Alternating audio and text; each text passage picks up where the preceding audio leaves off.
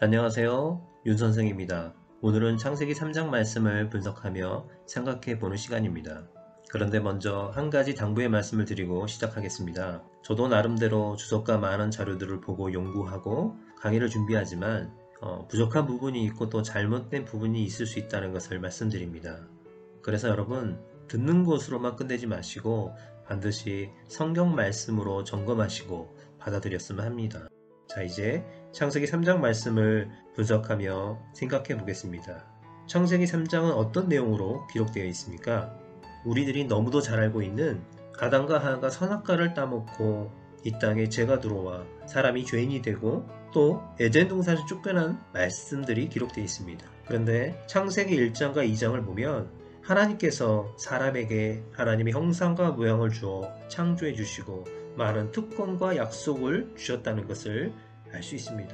뿐만 아니라 하나님께서 만드신 아름다운 세상을 다스리는 자로 세워주었습니다.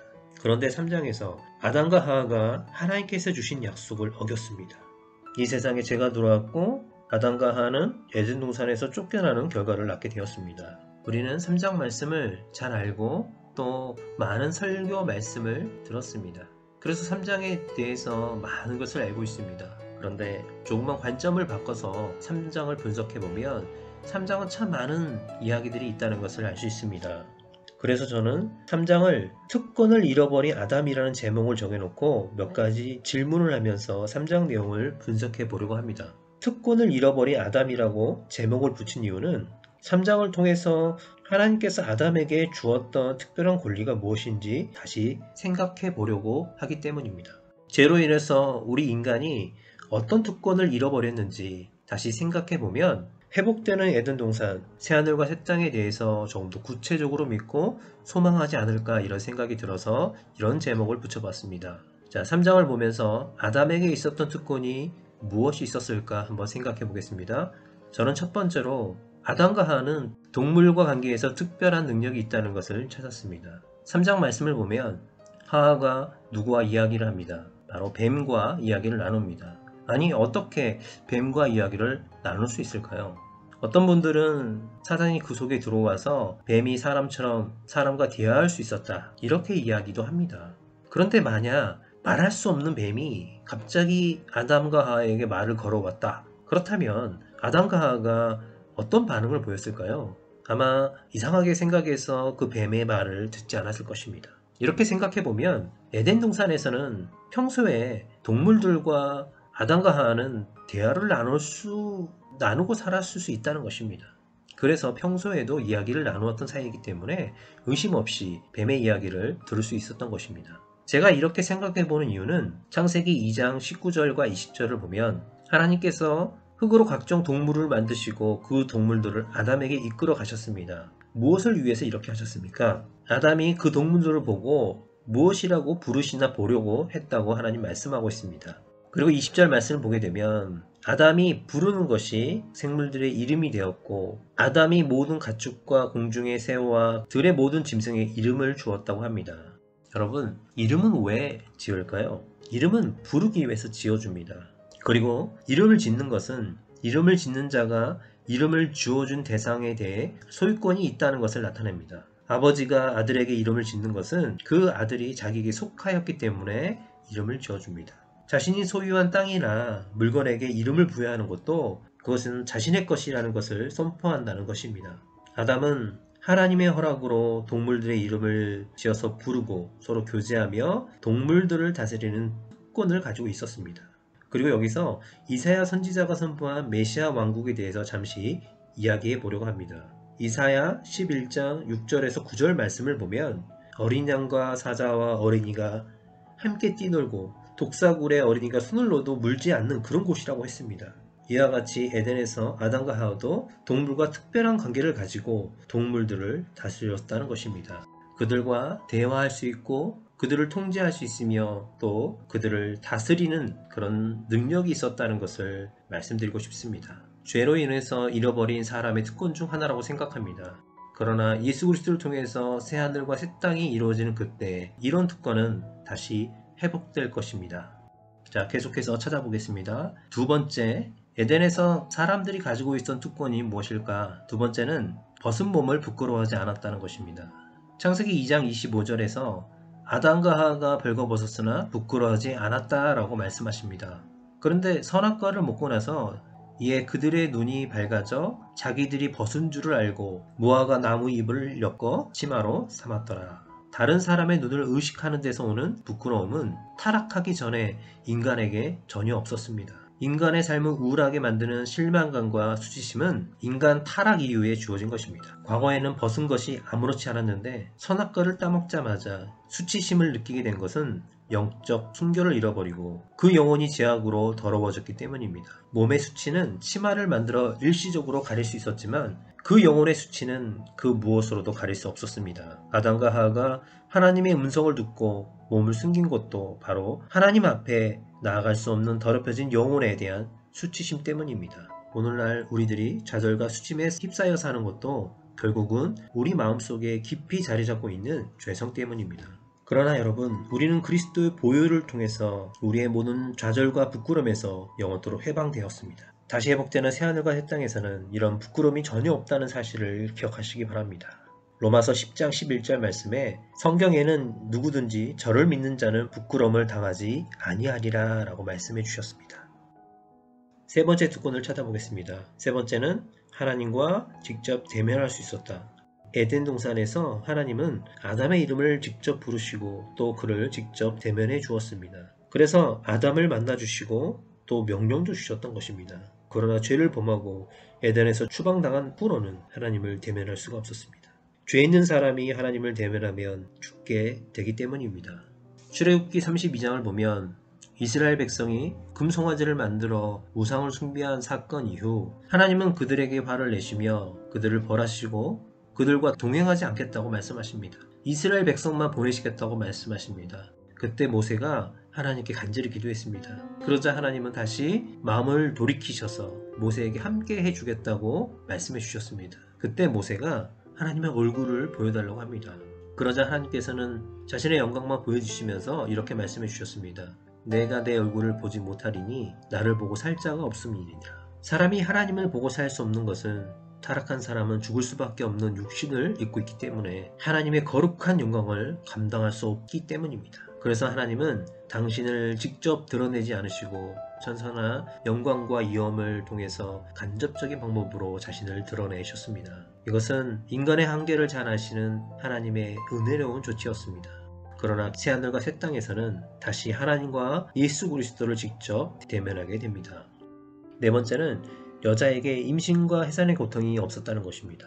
창세기 1장 28절을 보면 원래 자녀를 잉태하는 것은 하나님이 주신 큰 복입니다. 그런데 선악과 명령을 어긴 후에 여자에게 고통과 수고가 더해졌습니다. 여자에게 주어진 형벌입니다. 선악과를 따먹은 후로 해산의 고통은 인간이 당하는 참기 어려운 고통 가운데 가장 크다고 할 수 있습니다. 해산의 고통은 때로 산모의 목숨을 앗아갈 만큼 두려운 것입니다. 이러한 해산의 고통이 바로 죄의 결과란 사실은 장차 죄 지은 인간이 당할 수밖에 없는 고통이 얼마나 클 것인지를 잘 보여주고 있는 것입니다. 이 세상이 존재할 동안은 끊임없이 계속되는 이런 해산의 고통을 죄인의 무서움과 심각성을 깨닫고 죄를 멀리하는 삶을 살 수 있도록 하나님께서 주신 것입니다. 그러나 예수 그리스도의 은혜로 열리는 새하늘과 새 땅에서는 이런 해산의 고통이 사라집니다. 그때는 시집장가도 가지 않습니다. 왜 시집장가를 가지 않을까요? 모든 백성이 찾기 때문입니다. 다시 말하면 하나님 나라가 완성되었기 때문입니다. 더 이상 임신과 해산할 필요가 없습니다. 또 찾아보겠습니다. 다섯 번째는 여자가 남편을 사모할 필요가 없었고 다스림을 받을 필요가 없었습니다. 그러나 선악과를 따먹는 죄를 범한 후에는 여자는 남편을 원하고 남편은 여자를 다스리게 되었습니다. 이것은 여자가 먼저 선악과를 먹는 죄를 범하고 또 주도했기 때문에 이와 같은 형벌이 내려졌다고 볼 수 있습니다. 사모한다는 것은 굶주린 자가 먹을 것을 찾아 이리저리 뛰어다니는 것과 같습니다. 여자가 남자의 사랑을 이렇게 갈망한다는 것입니다. 아무리 아름답고 예쁜 여자도 남자의 사랑을 받고 살기 원합니다. 아무리 돈이 많고 명예가 있는 여자도 남자를 의지해서 살아가려고 합니다. 그러나 회복되는 새하늘과 새 땅에서는 이 모든 것이 다시 회복될 것입니다. 차별이 없는 그런 아름다운 곳이기 때문입니다. 여섯 번째, 수고하지 않아도 땅의 소산을 먹었다. 창세기 1장 29절 말씀을 보면 하나님께서 온 지면에 씨 맺는 모든 채소와 씨 가진 열매 맺는 모든 나무를 주셔서 사람이 수고하지 않아도 먹을 거리가 풍부했습니다. 그러나 여자가 해산의 고통과 수고가 더해진 것처럼 범죄한 남자 역시 일생 동안 노동의 고통과 수고 가운데 살게 되었습니다. 아담의 죄로 땅이 저주받아 가시덤불과 엉겅퀴가 생겨서 채소가 자라는 것을 방해했고 수고하지 않으면 땅에 채소가 자랄 수 없는 그런 환경이 되었기 때문입니다. 그리고 온갖 자연재해로 과실과 먹거리가 피해를 입게 되기 때문입니다. 수고를 해도 그에 합당한 수확을 거두지 못할 때가 많이 있습니다. 그러나 이런 수고와 고통은 무거운 형벌이지만 한편으로는 죄가 얼마나 무서운 결과를 가져오는지 깨닫게 함으로써 죄를 멀리하게 하려는 바로 하나님의 사랑입니다. 사람이 할 일이 없고 나태해지면 죄를 지을 생각만 더하고 있습니다. 예수 그리스도로 회복되는 새하늘과 새 땅에서 남자의 수고와 그 고통도 사라질 것입니다. 그곳에는 생명나무가 12가지 열매를 맺고 또 달마다 그 열매를 맺는 그런 풍성한 곳이기 때문입니다. 에덴에서 사람이 가지고 있었던 특권 7번째는 죽음이 없었다는 것입니다. 하나님의 형상과 모양으로 창조된 사람은 죽음이 없습니다. 그러나 죄로 인해서 육체가 죽게 되었습니다. 그래서 죽음을 가진 육체는 에덴에서 살 수 없었습니다.